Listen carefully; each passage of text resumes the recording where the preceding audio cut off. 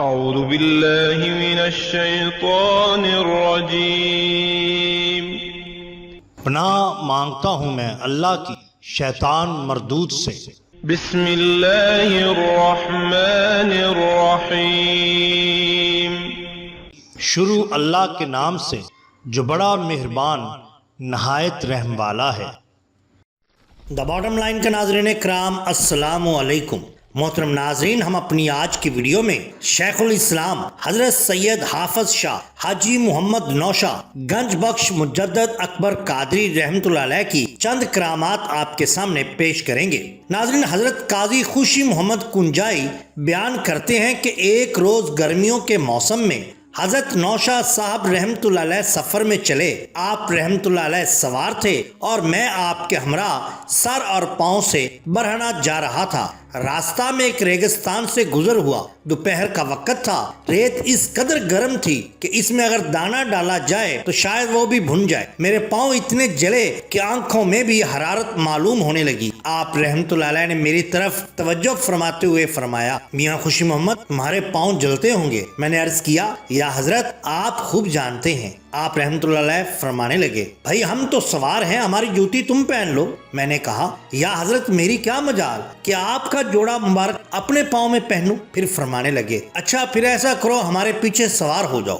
میں نے عرض کیا، یا قبلہ، اگر آپ کی ہم رکابی میں میرا تمام بدن بھی جل جائے تو یہ میرے لیے سعادت دارین ہے، لیکن یہ بے ادبی میں بھلا کیسے کر سکتا ہوں کہ آپ کے برابر سوار ہو جاؤں۔ پھر آپ نے میری طرف توجہ کی اور فرمایا، اچھا ہماری زین کا فراق یعنی کنجافہ پکڑ لو۔ چنانچہ میں نے زین کا فراق ہاتھ میں لے لیا۔ جیسے ہی میں نے زین پر ہاتھ رکھا، اسی وقت ریت اس قدر سرد معلوم ہونے لگی کہ جیسے کہ پانی میں تر کی ہوئی ہو، اور اس کی سردی میری آنکھوں میں چبھنے لگی اور میرا پورا جسم سرد ہو گیا اور رونگٹے کھڑے ہو گئے۔ ایسا لگ رہا تھا کہ جیسے میں برف کے اوپر چلا جا رہا ہوں۔ منقول ہے کہ ایک مرتبہ آپ رحمت اللہ علیہ لاہور تشریف لے گئے۔ ان دنوں وہاں شاہی پہلوان شیر علی نام کا مغل زادہ بیجاپوری آیا ہوا تھا، جو پہلوان پائے تخت کا خطاب رکھتا تھا۔ اس نے افغانستان کے ایک پہلوان جنگی زور کو کشتی میں شکست دی تھی، اس لیے اس کا شہرہ عام ہو گیا۔ آپ رحمت اللہ علیہ کو شوق تھا کہ اس کو دیکھیں۔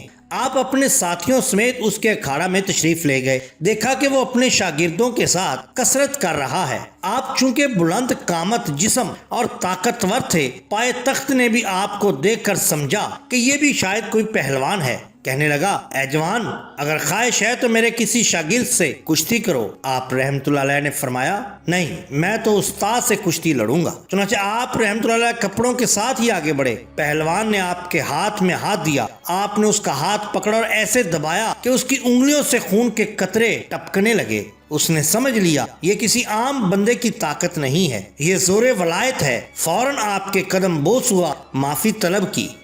بالکل اسی طرح بیان کیا جاتا ہے کہ سہان پال کے نواح میں ایک گاؤں تھا، جہاں پر ایک ہندو جوگی کنہیا لال رہا کرتا تھا۔ اس نے خوب محنت کر کے جادو اور جوگ میں ملکہ حاصل کر رکھا تھا۔ پورے علاقہ میں اس کی دھوم تھی، ہر کس و ناکس اس سے خوف زدہ تھا۔ جو وہ طلب کرتا اس کو دے دیا جاتا، کیا مسلمان، کیا ہندو، کیا دلت، سب کے سب اس سے تنگ تھے، مگر اس کے خوف کی وجہ سے کوئی حرف شکایت زبان پر نہ لاتا تھا۔ ایک دن آپ رحمت اللہ علیہ کے ایک مرید نے کنہیا لال کی شرارتوں کے بارے میں آپ سے عرض کیا۔ آپ نے فرمایا، اچھا کبھی دیکھیں گے۔ کچھ دنوں کے بعد گاؤں کے ایک مرید نے آپ کو گھر مدعو کیا۔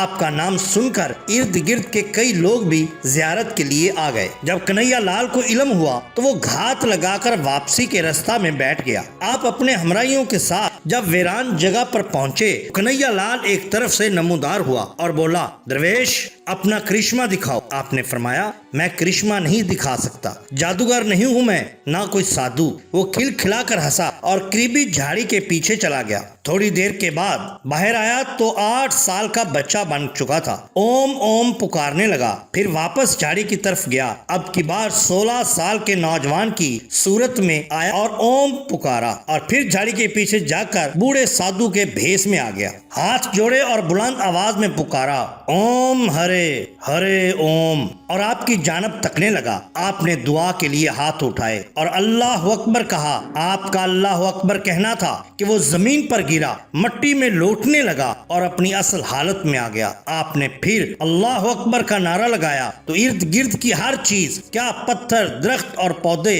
سب کے سب اللہ اللہ پکارنے لگے۔ وہ اٹھا، آپ کے قدموں میں گرا، معافی طلب کی۔ آپ نے اسے اٹھایا، کلمہ شہادت پڑھا کر مسلمان کر کے چھوڑ دیا، لیکن اس نے پھر پوری زندگی آپ کا دامن کبھی نہ چھوڑا، کیونکہ وہ جانتا تھا کہ یہ شان ہوتی ہے اولیاء اللہ کی۔ محترم ناظرین، اگر آپ کو ہماری یہ ویڈیو پسند آئی ہو تو لائک کیجئے، سبسکرائب کیجئے ہمارے چینل دا باٹم لائن کو، تاکہ ہم آپ کے لیے اور بھی بہترین ویڈیوز لا سکیں۔ اپنے دوستوں کا، گرد و نواح کے لوگوں کا بہت خیال رکھیے گا۔ اللہ اور اللہ کے رسول صلی اللہ علیہ وسلم سے بے حد محبت کیجئے۔ آپ کا بہت شکریہ۔